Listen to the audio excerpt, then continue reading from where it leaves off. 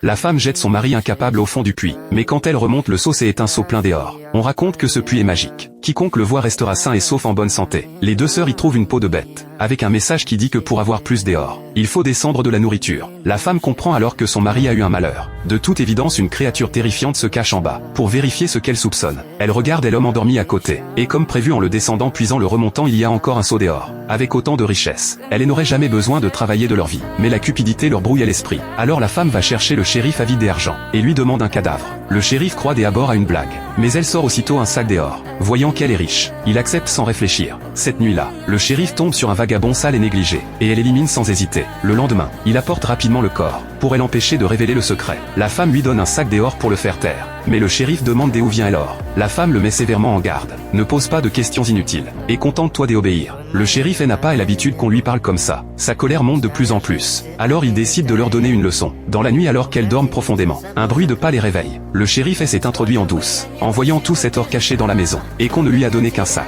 Il veut les supprimer, mais au moment décisif, une silhouette apparaît à la porte. Tout le monde reste figé de peur. Ils se disent que c'est forcément le monstre du puits. En un clin d'œil, la créature est sur eux.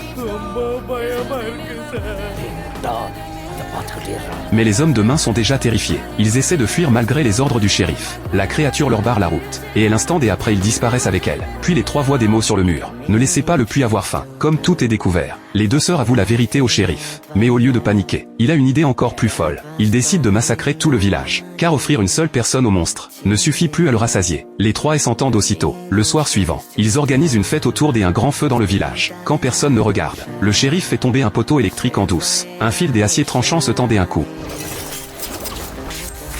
Et en un instant tout le monde est coupé en deux. Ensuite ils jettent les corps dans le puits, et les trois s'en mettent plein les poches. Mais le shérif cupide n'en a toujours pas assez. Il prétend alors entendre un bruit au fond du puits. Quand la femme s'approche pour vérifier, il la pousse sans hésiter. La sœur cadette veut venger son aîné, mais elle ne fait pas le poids face au shérif. Et il la pousse aussi sans pitié. Désormais tout l'or lui appartient, ce qui le rend fou de joie. 20 ans passent en un éclair. Un groupe de jeunes vient explorer les lieux, mais les âmes des victimes ne sont jamais parties. Elles continuent la fête en chantant et en dansant. Terrifiés, les jeunes se réfugient dans une pièce. À ce moment-là, un bruit étrange retentit dehors. Un homme s'approche prudemment pour regarder. Soudain un vagabond surgit, et le vieil homme est le shérif des autrefois.